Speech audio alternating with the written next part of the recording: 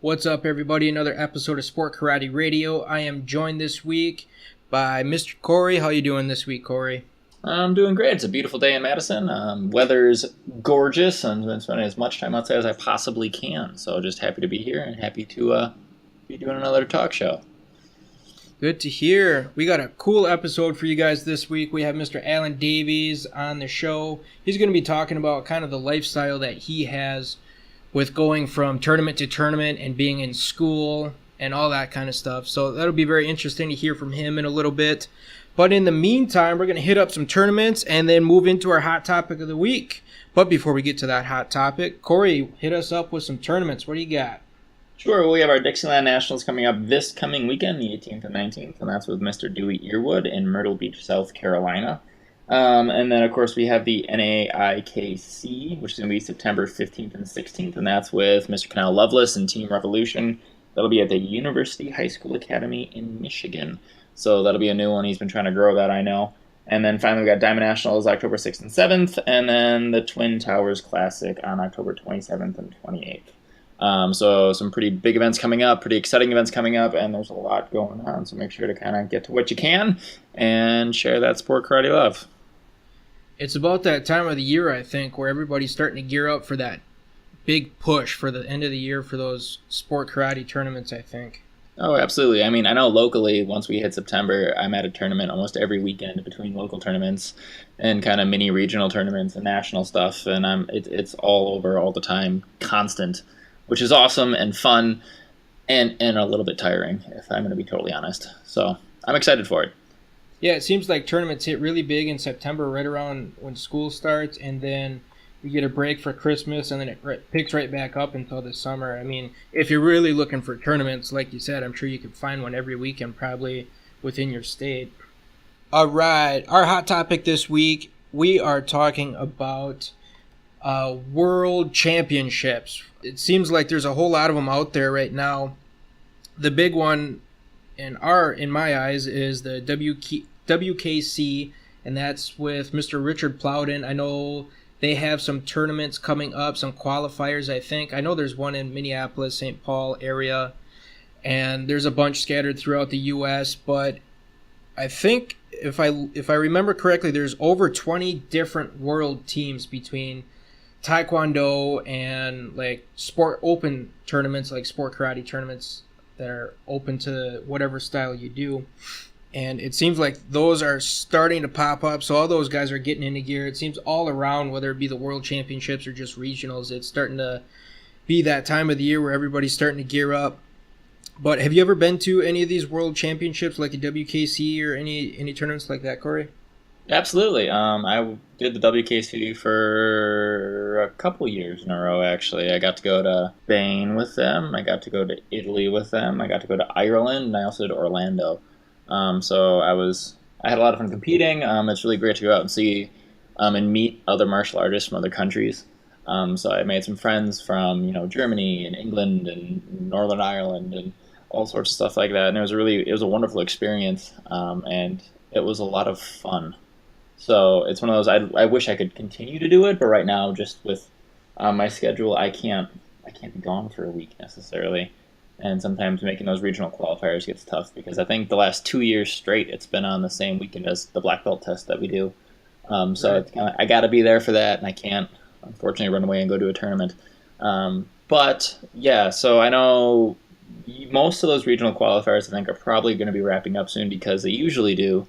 That big event that they have, and I believe it's in Orlando this year again, and it's going to be in kind of mid-November-ish, early November is when it has been historically anyway.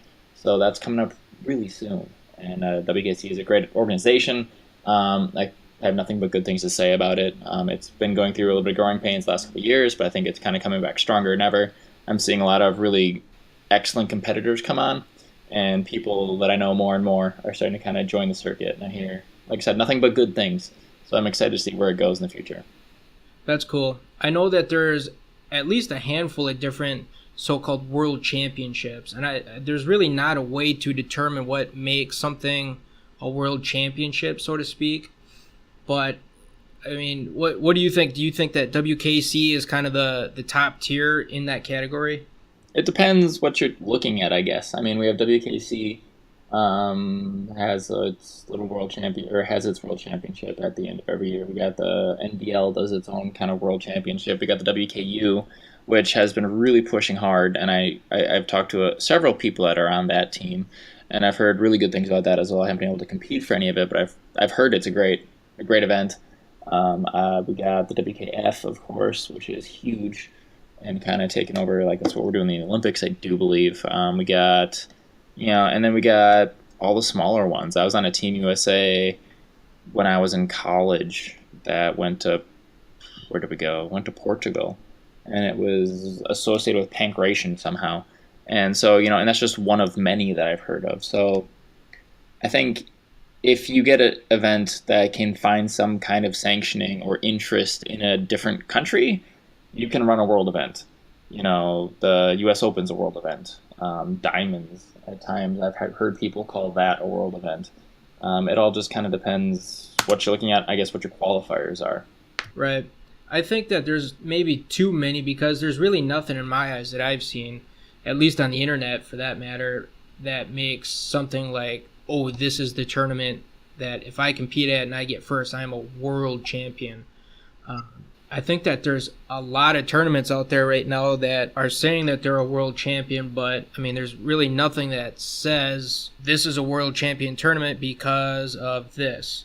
And you mentioned the different sanctioning and outside of the United States, if you get support from that, which I think is good. I think if everybody kind of came together and we had just one big, huge world championship that is respected by everybody, where that would mean a little bit more to the competitors, and I just think it'd be better off like that. What do you think if we brought everybody together for one big, huge event like that? I mean, that's kind of what the WKF and the USTU and I know WTF just changed their organization name, and unfortunately I can't remember off the top of my head what it is. So if someone does, write into Sport Karate Radio and let us know. But that's kind of what they all did. It's one, some really huge sanctioning bodies that kind of overarch everything. And so if there's a world event, it goes into one of those. So, I mean, obviously WKF is kind of our associate in the karate world, but, the USTU and the WTF, they run all the Taekwondo stuff as far as I know. And, that's kind of like, that's what they do. It's one giant organization that runs this huge tournament, and then they can say that it's the world event because they're the one that makes sure it is. And it's something that ties into what we've been talking about a lot on this show is kind of we need, or we don't need, but it'd be cool if we had an overarching, organization that organized everything so everyone can compete. The same rules, the same judges with the same, ideas and concepts consistently. And it's a great idea. Somebody that oversees the NBL and the NASCA and the ITF and all that, where we could bring everybody in. Yeah, I don't know if we'd get the ITF in there necessarily, but absolutely, if we could, that'd be great. But I'm not sure how feasible that is in reality. I think, us doing our own sport karate thing is very possible, maybe. But I think us doing a whole sport martial arts with everything that goes on with that might be a little bit more challenging. But, I mean, it would be cool to have one ultimate world champion. But, there's that old joke. There's a SNL skit with, probably back in the 90s or so. I'm the world champion of 1974. And someone looks it up and they're like, well, there was, Chuck Norris was world champion. And the guy replies, well, that's not the only world championship, So, kind of going off of that. Well, we got Mr. Alan Davies calling in right now, so we're going to get to him. But before we do that, we want to take a second to thank our sponsors. So we're going to listen from our sponsors and then get to Mr. Alan Davies. Shout out to Century Martial Arts for being a sponsor of Sport Karate Radio. Check them out at www.centurymartialarts.com. They are the world leader in martial arts since 1976. Check out all the awesome things they have on their Facebook page as well. And anything martial arts related that you need, Century is the place to get it. Check them out at centurymartialarts.com. All right, guys, I am here with the one and only Mr. Alan Davies. He is a NASCA ISKA world champion, currently on Team AKA. He's all the way up at Kick Quest, New Jersey. Alan, how you doing, buddy? Fantastic. How are you? I'm doing great. Thanks for coming on the show. We had some problems, but we got you on, thankfully. Yeah, I apologize about that. No worries. We got you on here. That's the important thing. We're making it work. Yes, sir. Couple things we want to talk to you about Sure. that's kind of subject just to you is traveling for competition and how that works within your lifestyle. Because how old are you, Alan? I'm 17. So you're still in high school. Yes. And with traveling to all these tournaments throughout the U.S., have you been out of the country for karate tournaments? Only Quebec, but recently I was asked to go to one of the largest trick battles in the world. It is called the Hook Gathering, and that is in the Netherlands. So I'll be going there in December. So the big question is, how the heck do you make all this stuff work with school? Well, I made a agreement with my principal and my teachers. They said I can keep traveling and they won't count any of it as absences if I can keep my grades up. And so far it's been working really well. How many days are you missing of school throughout the entire school year? Is it just like a handful of days where you're out at competitions, or is it a significant amount of time that you're actually gone and you're not at home or not at school? It's definitely over the amount you should be absent, definitely. Yeah, because I normally leave on the Thursday instead of Friday morning. I think Friday morning is a little tough because some of the tournaments start either at 5 or they start at 2. So it really varies on the tournament. Normally we find out when we start on Thursday. It's kind of tough to leave on Friday. Right. So your school is pretty lenient as far as you wanting to pursue your martial arts career. They kind of say, go for it, just make sure that your grades are up, which I think is super awesome. That's great. Yeah. So some of the teachers are a little iffy about it, but otherwise, most of my teachers and principal are all for it, as long as I can keep my grades up and everything's good with that. Cool. So how many tournaments do you attend on your average year? I believe there's 12 or 14. So you're at 12 or 14 tournaments within the year? Yes, from January all the way to November. That's crazy. That's a lot of traveling. It is, but it's definitely worth it. And you're on a really good team, Team AKA. The support at the tournament is absolutely amazing. They always make you feel like you're someone important. They're always at the ringside, no matter if it's one person or it's a whole team there. There's somebody there. So it's a good support system from Team AKA. Oh yeah, it's a family, and a lot of people just say their team is a team, but I feel like Team AKA is more of a family to me. Cool. And some of your teammates, who are those guys? Jacob Pinto. Okay. Cole Eckert, Justin Chang, Aiden Kennedy. They are all my teammates. And the big one we want to talk to you about, recently you just competed in Florida, Orlando, Florida, for the U.S. Open, which is kind of the Super Bowl of karate tournaments is what we like to say here on the show. And you ended up walking away for the first time ever with that first place trophy. How'd that feel? It's an honor. It really is, especially because this is my last year in the junior division. It's pretty cool to say that I can obtain that title for the 16, 17, or 14 to 17 overall weapons brands and ISK world title. It's really an honor to say that, and especially going up against Paul Mitchell members at a Paul Mitchell tournament. It is a challenge, and it really pushes me to do better. This being my second time on stage, it's actually, I kind of surprised myself with it. I wasn't really expecting to win, but you can't really always expect to win, but you should prepare yourself for the future. And when you have that kind of attitude, be prepared for it, but then don't always be disappointed that you can't win, especially being your second year.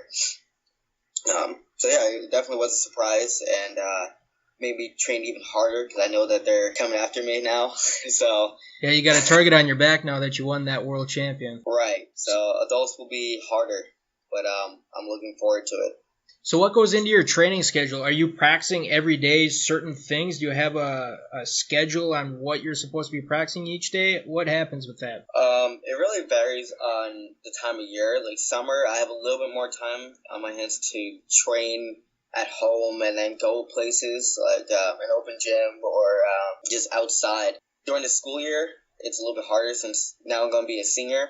I want to become a firefighter, so there's a lot of schooling I have to go through. Going my senior year, become an EMT. I got to go through EMT school and then firefighter school. So there's a lot of school I got to do, and it's a little difficult. Training, I like to do resistant bands, ankle weights, hand weights. It really depends where I am. In my room, I can't always run full forearms with tricks and everything, so I would have to go outside or to an open gym.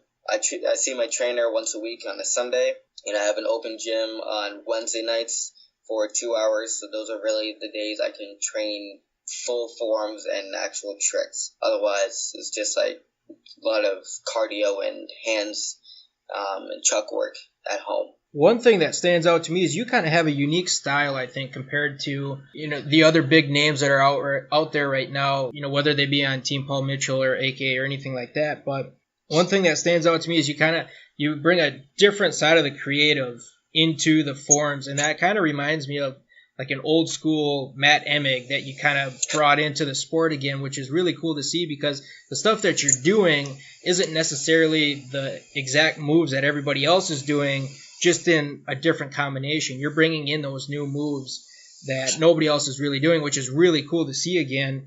And thank you. I don't think I've seen it since Matt Emig competed, and I don't even remember how long ago that was, probably 3 or 4 years ago, I think. So that's really cool to see. And what have you accomplished as far as your tricking goes? Because I know you're the guy that everybody looks at when he goes on stage. He's throwing that huge round-off backflip, and he's going to touch his head to the ceiling. So you got a huge tricking arsenal in there, too. What have you accomplished with that? Oh, man. With tricking, I just recently went to a gathering in New York called Trick Strong.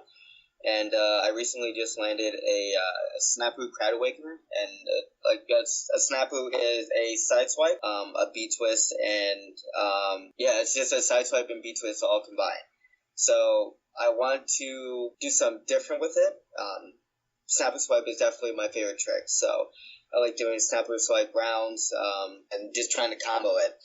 And I decided that I wanted to try to do a snapu crowd awakener, which is like it's a double kick, almost like a split. So combining those two, I'm not 100% sure, but what I've been told right now, I'm the first one to ever land that.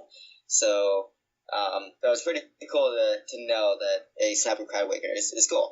It's a good feeling, and I definitely want to inspire people like Michael Guthrie. Yeah. When people say tricking, like they think, oh, geez, it's Michael Guthrie or Jacob Pinto. Oh, Alan Davis, he's the one who did this, this, and this. I want to inspire people to do more and be creative with their combos and just drill the basics. It really helps. It really, really does. I'll wrap things up here with Mr. Allen. Again, he's a NASCA ISKA World Champion. Team AKA is the team that he's got on his back at those karate tournaments. And he's up in New Jersey at Kick Quest. And he said he wants to be a firefighter when he grows up. He's on the right path. You can catch him at any of these tournaments coming up. I think you said 12 or 14 that you're participating in every year. So chances are you're going to see him if you're at a NASCA event that's pretty big. But before we let Alan go here, we're going to challenge him to the Minute of Fury. I don't think we really explained the rules over the air. But what the Minute of Fury is a 1-minute video of you performing something that's martial arts related to the music that we provide you with. And it doesn't have to be serious. You could walk down the street in a ninja suit and throw cardboard throwing stars at the wall for a minute straight if you wanted to. That's karate related, so you can get away with that. But if you want to do something cool like a forearm or tricks or anything like that, all we ask is that it's 1 minute long, it's karate related in some way, shape, or form, and that you have fun with it. So we're going to provide you with a track here in a little bit, and you got 5 days to complete it and send it back in to us so all of the listeners can see who you are, what you can do, and see that huge round-off backflip that everybody wants to see all the time. Thank you for coming in. I know we had some problems earlier, but we figured it out, and we're glad that you stuck around and got to do the show with us. So thank you again. Yeah, thank you for having me. It's a pleasure and definitely an honor. Thank you. Huge thank you to Alan Davies for coming on the show. Very interesting lifestyle that he's living, especially with his age. But moving on, we have our news of the week. We have our episode 1 guest, Mr. Mike Welsh. Him and his entire Infinity Martial Arts team looks like they were all promoted to their next degree. I know Mr. Welsh was promoted to 6th degree over the weekend, and a bunch of his instructors and I talked to a bunch of them before, and they were all I knew they were working hard, they were nervous, they were stressed, and they were excited. So I heard about it from a couple of them, and it's really cool to see them work hard and achieve. And apparently, it was a phenomenal show. I know it was run. Master Bob Likes was there, Master Christensen was there, Steve Nemitz showed up. So they had a really varied panel. Master Art Griggs, Dan Rice. They all showed up from kind of all over Wisconsin and the surrounding area and got to be a part of this, which was a really neat, just kind of experience, I think, to be there for and to see and to know these guys and know they're working so hard and achieving. So, congratulations, everyone. Yeah, shout out to the whole Infinity Martial Arts team over there and Mr. Welsh, our episode 1 guest that we had on the show. Congratulations to all you guys. Moved on to our Slugfest results. Slugfest this weekend. Who do we got? We got Mr. Ryan George won the men's grands for sparring. We got Regina Thompson, who won the women's grands for sparring. Jason Holmes won the senior division for sparring. And moving on to forms, we got Garrett Lee, who won the traditional grands. Robbie from ATL won adult contemporary. And then Alex Griggs won junior open hand grands, and Aaron Bailey won Korean grands. And Martin, I'm going to mispronounce his last name for sure. It looks like Naigunen won the Japanese grands for forms. And if I'm reading this right, it looks like at least 1 or 2 of those guys were from Grand Slam Martial Arts, which is Jeff Doss's karate school. And we're going to have Jeff Doss on the show here coming up in the next couple of weeks for you guys. He's just a phenomenal martial artist himself, and he has to do with a lot of the NBL tournaments coming up. So we're going to kind of pick his brain in the next couple of weeks about the NBL and sport karate and some other good stuff for you guys. But he brought a team out there to Slugfest, and it sounds like they did just fantastic. So shout out to Grand Slam Martial Arts, Jeff Doss. We're going to finish up here for this episode. It's going to be a short episode, but we like to keep things short and straight to the point sometimes. So with that being said, we're going to hit up on our tournaments one last time. Corey, what do we have coming up for tournaments one last time here before we... Again, we got the Dixieland coming up next weekend, Diamond Nationals coming up October 6th and 7th, Twin Towers on October 27th and 28th, NA Mr. Canal Levis's North American International Karate Championships on September 15th and 16th. And, of course, we have the Pan Ams coming up later in the year. Fantastic. Another great episode of Sport Karate Radio. We're getting things kind of figured out here for the most part. So we're going to pick back up on our episodes. I know we have to catch up on our episodes with Mr. Scott Doloff, Mr. William Pierce, and a couple of other people scattered throughout there that we have to upload yet. But as soon as we get those figured out, they will be released and uploaded. I know there's a couple really good shows. Well, I shouldn't say a couple. All of those shows were really, really good that we've recorded already. We're looking forward to you guys hearing those and commenting. If you guys have any questions about any of the tournaments coming up or anything like that, make sure you guys just send us a message here on Facebook. It's facebook.com/Sport Karate Radio. Check us out on SoundCloud at soundcloud.com/Sport Karate Radio. And that is going to do it for this episode. Oh, we got one last thing. Sport Karate Radio is going to be at the North Carolina Open. So if you guys get a chance, check them out on Facebook. And come check us out at the North Carolina Open. And I think that is actually going to do it for us this time for this episode. So thank you guys for tuning in to Sport Karate Radio. And check back next week for another episode. And thank you guys for tuning in. See you later.